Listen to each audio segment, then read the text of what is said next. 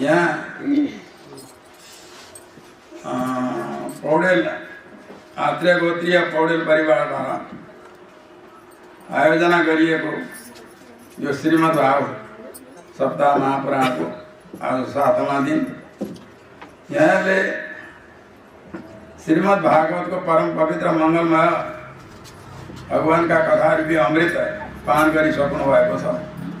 यहाँहरू सबैले आफ्नो आफ्नो अन्तस्करणलाई निर्मल बनाइसक्नु भएको छ। त्यसो भएको हुनाले यहाँ मैले धेरै कुरा त भन्नु छैन र पनि 2-4 शब्द यहाँले सुनिदिनु हुनेछ भन्ने आशा राख्दै आरम्भ गरौँ। जति पनि उपस्थित हुनुहुन्छ भद्रपुरुषहरू, भक्तिमयी ममतामयी माताहरू, दिदीबहिनीहरू, दाजुभाइहरू, इष्टमित्र, अतिथि अभ्यागत जो पनि यहाँ हुनुहुन्छ सबैका हृदय कमलमा विराजमान भगवान श्री हरिका श्री चरणमा नमन गर्दै आरम्भ गरौँ। श्रीमद् भागवतमा आद्योपान्त फेददेखि लिएर टुप्पैसम्म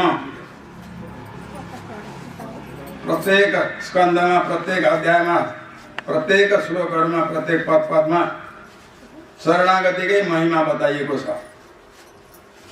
विभिन्न प्रकारका कथाका माध्यमद्वारा शरणागतिको महत्त्व बताइएको छ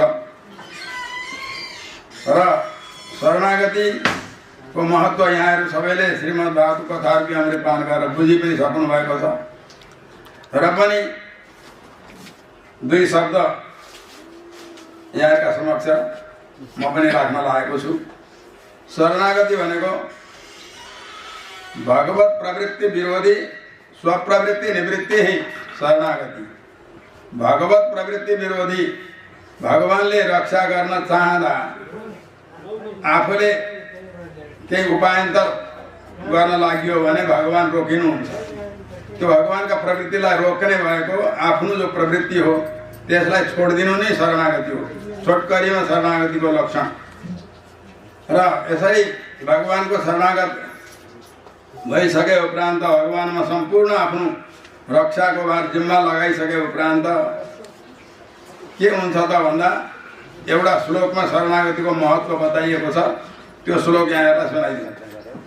प्रारब्धेतर पूर्व पापमखिलं प्रामादिकं चोत्तरं न्यासेन क्षपेन्न विभगत प्रारब्ध खण्डनं धीपूर्वतर पापना अजना जाते तन्निष्कृते कौटिल्य सति शिक्षाप्यनगयन् क्रोडीकरोति प्रभो। भगवानमा समर्पित भइसके उपरान्त पूर्ण रूपले भगवानलाई नै उपायका रूपमा स्वीकार गरिसकेपछि के हुन्छ त भन्दा हाम्रा 4 प्रकारका कर्महरू हुन्छन्, 4 प्रकारका पाप पुण्य हुन्छन्, 4 प्रकारकै पाप छन्, 4 प्रकारकै पुण्य पनि छन्। ती 4 प्रकारका पाप पुण्य समाप्त हुन्छन्। किनकि पाप भए नरक आदिको यातना भोग्नु पर्ने हुन्छ, पुण्य भए स्वर्ग आदि लोकमा जाने हो, पुण्य छन्जेलसम्म स्वर्ग आदि लोकमा रहने हो। पुण्य सकिएपछि फेरि देवताहरूले यही खदारिहाल्छन्। त्यसो भए पाप भनेको कस्तो सम्झिनु भने फलामको साङ्लो, पुण्य भनेको सुनको साङ्लो। फलामका साङ्लालाई पनि मान्छे बाँधिन्छ, सुनका साङ्लाले बाँधिन्छ। या अथवा यो सम्झौँ पाप भनेको शुद्ध विष हो, पुण्य भनेको अलिकति अमृत मिसाएको विष हो, थोरै अमृत मिसाएको। त्यो शुद्ध विष पिए पनि मानिस मर्छ, अलिकति थोरै मात्रामा अमृत मिसाएको विष पिए पनि मर्छ। त्यसो भएर पापले पनि मोक्ष हुन दिँदैन, पुण्यले पनि मोक्ष हुन दिँदैन। र पाप र पुण्य सबै सकिनु पर्दछ भगवत प्राप्तिका निमित्त मोक्षका लागि। कसरी सकिन्छन् त भन्दा 4 प्रकारका पाप पुण्य छन्। पाप पनि 4 प्रकारका छन्, पुण्य पनि 4 प्रकारका छन्। सञ्चितमा पनि पाप पुण्य छ। सञ्चित क्रियामा अगाडि गरिने, सञ्चित भनेको अनादिकालदेखि कमाएका कति छन्, कति गणगिन्ती हामीले गनेरै सक्दैनौँ त्यस्ता पाप पुण्य। क्रियामान भनेको अगाडि गरिने पाप पुण्य। र अनि प्रारब्धमा दुई प्रकारका प्रारब्ध हुन्छन्। एक खालका प्रारब्धलाई अव्यवगत प्रारब्ध भनिन्छ, अर्का खालका प्रारब्धलाई अनव्यवगत प्रारब्ध भनिन्छ। ती भनौँ अनव्यवगत प्रारब्ध र सञ्चित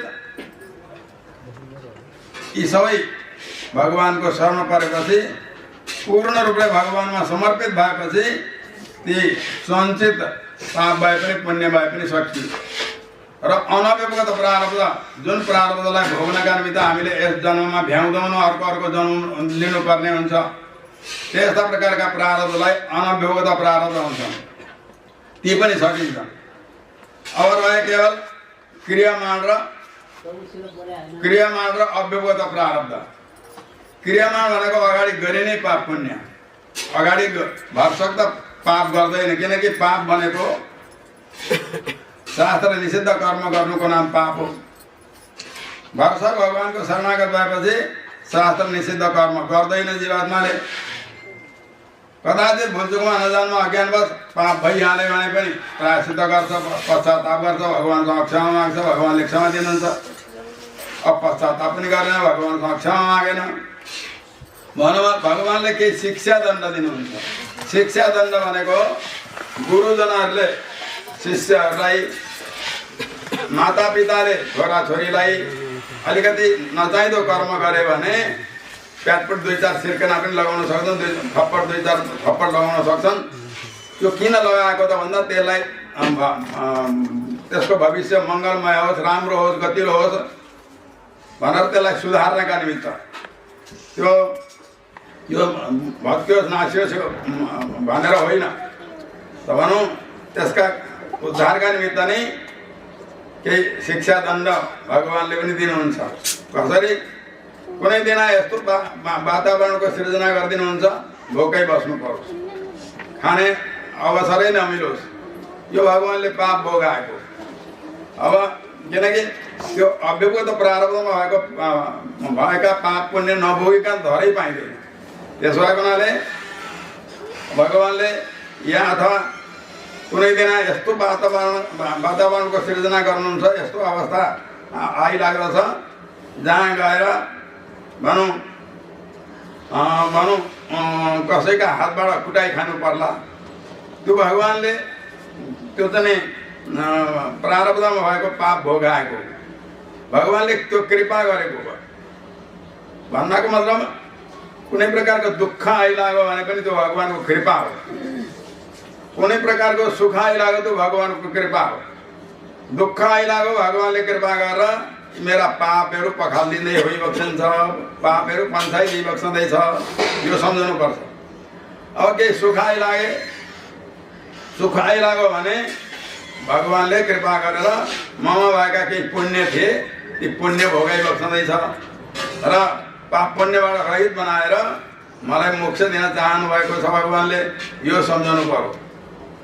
त्यसो भएकोले केही दुःख आइलागे पनि भगवानको कृपा, सुख आइलागे पनि भगवानको कृपा, यसरी बताइएको छ। त्यस कारणले भगवानको शरणागत भएपछि ती अनव्यवगत प्रारब्धमा र सञ्चितमा भएका जति पनि पाप पुण्य छन् ती सबै सकिन्छन् र क्रियामानमा भरसक शास्त्र निषिद्ध कर्म गर्दैन।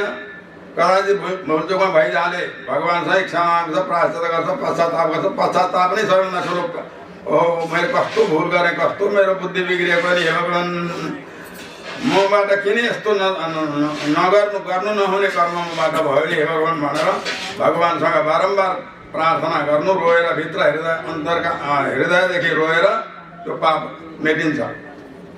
यदि पश्चाताप चाहिँ गरेन भनौँ जतिसुकै अरू प्रकारको प्रायश्चित्त गरे तापनि, अरू 10वटा गाई 1000वटा गाई दान गरे पनि त्यो पाप मेटिँदैन यदि पश्चाताप चाहिँ आएन भने। त्यसो भएको हुनाले यसरी त्यो पश्चातापद्वारा ती पापहरू मेटिन्छन्। भगवानले मेटाइदिएको छ। यदि पश्चाताप गरेन, कुनै प्रकारको प्रायश्चित गरेन भने भगवानले शिक्षा दण्ड दिएर भए पनि त्यसलाई पापबाट छुटाइबक्सन्छ।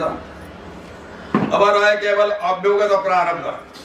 अव्यवगत प्रारब्धमा चाहिँ जे जति छन् पाप पुण्य ती अनिवार्य भोग्नै पर्छ, नभोगिकन धर छैन।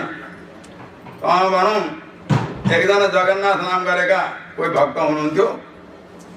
अनि सबै गृहस्थ आश्रमको जिम्मेवारी आफ्ना छोराछोरीहरूलाई जिम्मा लगाएर अब एकान्तमा गएर भजन गर्नु पर्यो भनेर जगन्नाथ भगवानकै सन्निधिमा उहाँ जगन्नाथपुरीमै गएर एउटा कुटी बनाएर रहन लाग्नु भएछ। रहँदै रहँदै जाँदा केही दिनपछि उहाँ साह्रै नराम्रो गरी बिमारी हुनुभयो। साह्रै बिमार, उठ्न चल्न चटपटाउन नसक्ने अवस्था आयो। त्यस्ता अवस्थामा अब उहीँ ओछ्यानमै मलमूत्र पनि हुन सुरु भयो। उठेर बाहिर जान गर्न सक्ने शुद्धि हुने अवस्था नै छैन। त्यस्ता अवस्थामा चाहिँ त्यहाँ छरछिमेकी ओद्रपर्दका जो गाउँघरका मानिसहरू थिए ती आएर यसो हेर्थे, नाक समात्थे, अर्कोपट्टि भागिहाल्थे। कसैले तिनको रक्षा गरेन, हेरचाह गरेन। भगवानलाई दया आयो, कस्तो दुःख पाएको छ। अब प्रारब्ध भोग्नै पर्ने, उसलाई मैले प्रारब्ध भोगाउँदैछु, तर पनि साह्रै कष्ट भयो भनेर भगवान स्वयं आउनुभएछ। स्वयं 13-14 वर्षको एउटा केटो जस्तो भनेर सट्ट भगवानले आएर सेवा शुश्रूषा गर्न लाग्नुभयो। के औषधि उपचार गरेर नुहाई धुवाई गराएर स्वच्छ बनाउनु भयो र के खुवाउनु प्याउनु भयो। अलिकति होस आयो महात्मालाई। अनि होस आएपछि यसो हेर्नुभयो, नानी तिमी कहाँ आएका, को हो भन्दा म पल्ला गाउँको हुँ, यसो घुम्दै फिर्दै यता आएको थिएँ अनि तर तपाईँको यहाँ एकदम दयनीय अवस्था देखेर मलाई सहन भएन, यहाँ तपाईँको सेवा शुश्रूषा गरेर म बसिरहेको छु भनेर भगवानले भन्नु। अनि होइन नानी, तिमीले धेरै कष्ट उठायो, म अब तिमीले मेरो गरेको सेवामा केही पनि तिम्रो उपकार बदलामा केही त दिन त म सक्दिनँ, मेरो यस्तो अवस्था छ, यस्तै उस्तै भनेर भन्नुभयो महात्माजीले। त्यसपछि केही दिन सेवा शुश्रूषा गर्दै गर्दै एकदम पूर्ण रूपमा तन्दुरुस्त पनि भइसक्नुभयो महात्मा। अनि यसो हेर्नुभयो, होइन बाबु, तिमी त्यो पल्ला गाउँबाट आएको म एउटा मान्छे हुँ, तपाईँको यहाँ दयनीय अवस्था देखेर मलाई सहन भएन, म तपाईँको सेवा शुश्रूषा गरिरहेको छु भनेर त भन्यो।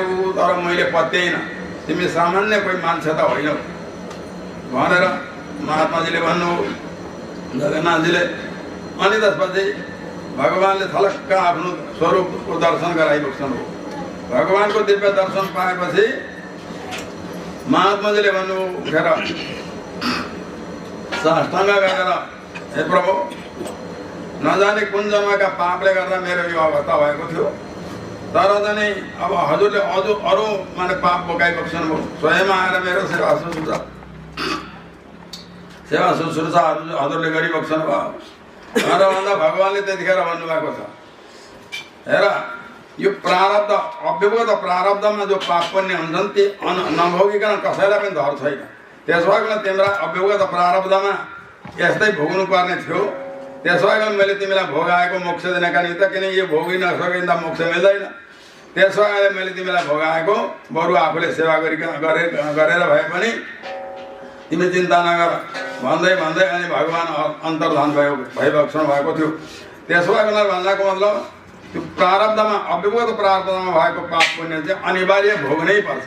तर यसमा के छ भने प्रपन्नका धेरै भेद हुन्छन्। ती धेरै भेदका मध्येमा धेरै कुरा त म अहिले बताउँदिनँ, तर यी दुईटा कुरा चाहिँ सम्झिनुहोस्, आर्त र दृप्त। एक खालका प्रपन्न हुन्छन् आर्त। आर्त भनेको कस्तो त भन्दा चारैतिरबाट आगो बलेर आयो, माझमा कोही मृग आदि जन्तु छ, निक्लिने उपाय देख्दैन, कसरी छटपटाउला त्यो। एकछिन छटपटाउँछ, एकछिन पछि आगाले भेट्यो भने अब उसको छटपटाइ पनि सकिन्छ। तर वास्तवमा त्यो जसरी छटपटाउँछ त्यस्तै प्रकारले संसारमा रहनलाई छटपटी लाग्छ। हे भगवान्, कहिले मलाई यहाँबाट लगिबक्सिन्छ? यो संसारमा आफ्ना दाजुभाइ, इष्टमित्र, बन्धु बान्धव सबै विरोधी नै विरोधी छन्। त्यसो भएकोले मलाई यो संसारमा रहनै चाहन्न, मलाई छिटै लगिबक्छ यहाँबाट भनेर भगवानको निरन्तर चिन्तन गरिरहने। भनौँ खान पनि बिर्सिने, भोक तिर्खा पनि हराउँछ, निद्रा पनि हराउँछ। एकदम भगवानका दिव्यमङ्गल विग्रहमा तदाकार हुन्छ। यसरी भगवानको चिन्तन गरिरहन्छ।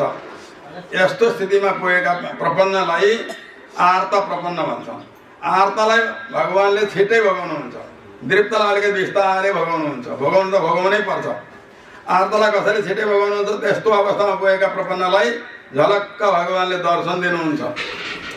यो दर्शन पाएका अवस्थामा कति हो कति अपरम्पार आनन्दको अनुभूति हुन्छ। त्यसो भएको हुनाले धेरै धेरै पुण्य भोगिन्छन्। र अब भगवानको दर्शन नपाएका बेलामा कति हो कति असह्य पीडा हुन्छ, दुःख हुन्छ, क्लेश हुन्छ, कष्ट हुन्छ। त्यसले गर्दा धेरै धेरै पाप भोगिन्छन्। यसरी भए पनि पाप पुण्य भगवानले भोगाउनुहुन्छ। 2-4 पल्ट दर्शन दिनुहुन्छ, 2-4 पल्ट माने अन्तर्धान भइबक्छ। त्यसो भएको हुनाले पाप पुण्य भोगिन्छन् छिटै नै र अनि मोक्ष दिनुहुन्छ। त भनौँ दृप्तलाई चाहिँ बिस्तारै भगाउनुहुन्छ। जति आयु लिएर आएको छ, शरीरको आयु जति छ त्यो आयुभरिमा भोगाइसक्नुहुन्छ। जस्तै कदा मैकान्तिक तबदास छुकाइका सङ्गीना भवने स्वस्थ कीट जन्मवे। यो दृप्त प्रपन्नको लक्षण हो। श्री यामनाचार्य स्वामीले के भनिबक्सन हो? भनौँ तबदास छुकाइका सङ्गीना मोक्ष पनि म चाहन्न। यो प्रपन्नजनले दृप्त प्रपन्नले मोक्ष पनि चाहँदैन। के चाहन्छन् त भन्दा जबसम्म यो हजुरको इच्छा हुन्छ तबसम्म यो संसारमा राखिबक्स्योस्, तबसम्म यो दास संसारमा रहन्छ। तर हजुरका अनन्य भक्त भागवत जनहरूदेखि विमुख हुनु नपरोस्। भागवत जनहरूको सेवा शुश्रूषा सदा सर्वदा प्राप्त भइराखोस्। भगवानदेखि विमुख हुनु हजुरबाट विमुख हुनु नपरोस्। यही मात्र म चाहन्छु। यहाँ गए पनि हजुरको कैङ्कर्य, वहाँ गए पनि हजुरकै कैङ्कर्य गर्ने हो मैले। यहाँ रहे पनि हजुरको कैङ्कर्य प्राप्त भयो, हजुरका अनन्य भक्त भागवत जनहरूको कैङ्कर्य प्राप्त भइरह्यो भने मलाई किन चाहियो त्यो मोक्ष? त्यसो भएकोमा त्यो तबदास छुकाइका सँगैना भवने स्वस्थ कीट जन्माए। मेरो यस संसारमा जन्म हुनुपर्छ, मैले जन्म लिनुपर्छ भने यस्ता ठाउँमा जन्म होस् हजुरका अनन्य भक्त भागवत जनहरूका निवास स्थानका आसपासमा, जहाँ कि उहाँहरूले चरण प्रक्षालन गर्नुहुन्छ। त्यो चरण प्रक्षालन गरेका ठाउँमा माने पौडी खेल्न पाइयोस्। यस्तो किरै भएर जन्मनुपर्छ मैले भने पनि म किरो भएर जन्मन तयार छु। तर यदि हजुरबाट विमुख भएर रहनुपर्छ भने मलाई त्यो ब्रह्मरूप पनि चाहिएन। यस्ता प्रकारले यो दृप्त प्रपन्नले यसरी भगवानसँग प्रार्थना गर्नुहुन्छ। त्यसो भएकोले आर्त प्रपन्नका पाप पुण्य छिटै भोगिन्छन्। दृप्त प्रपन्नलाई भगवानले बिस्तारै भोगेबक्सिन्छ। जे होस् आर्त भए पनि दृप्त भए पनि त्यो यो शरीरको अवसानमा अवश्य त्यसलाई भगवानले कृपा गरेर मोक्ष दिनुहुन्छ। यसमा लेस मात्र पनि सन्देह छैन। त्यसो भएको हुनाले यहाँ प्रारब्धतर पूर्व पापमखिलं प्रामादिकं चोत्तरं न्यासेन क्षपे अनभिभुगत प्रारब्ध खण्डन धी पूर्वतर पापनाम अजना जाते विदन निष्कृते कौटिल्य सति शिक्षाप्यन गहन क्रोडी करोति प्रभु। यो एउटा जो श्लोक हो, यस श्लोकको भावार्थद्वारा मैले यहाँ सबैलाई शरणागतिको महत्त्व बताएँ। र अब यहाँ धेरै विस्तार मैले गर्नु छैन। र भनौँ यहाँले आजसम्म श्रीमद् भागवत श्रवण गर्नुभएको छ। आज अन्तिम दिन परेको छ र सबैले श्रीमद् भागवतको कथारूपी अमृत पान गरेर आफ्नो अन्तस्करणलाई निर्मल बनाइसक्नु भएको छ, पवित्र बनाइसक्नु भएको छ, स्वच्छ बनाइसक्नु भएको छ। अब आज पनि श्रवण गर्नुहुनेछ र यी सुनेका कुराहरू जो कथामा जो कुरा सुन्नुभयो ती सुनेका कुराहरूलाई हृदयमा स्थिर गराएर राख्नुहुनेछ र यहाँहरूको जीवन पनि सफल हुनेछ अवश्य। र यहाँहरूका जो पूर्वजहरू हुनुहुन्छ पितृहरू उहाँहरू पनि कदाचित भुलचुकमा कतै भड्किरहनु भएको छ, अल्झिरहनु भएको छ, कतै भनौँ यस संसारमा घुमिरहनु भएको छ भने पनि उहाँहरूलाई यो मार्ग प्रशस्त हुनेछ। उहाँहरूले पनि यो भगवत प्राप्तिको मार्ग प्राप्त गर्नुहुनेछ यस कथाद्वारा भन्ने यिनै शब्दहरूका साथसाथमा आफूले भन्दै गरेका वचनलाई यही विश्राम दिन चाहे। बोलिए भक्त वत्सल भगवानको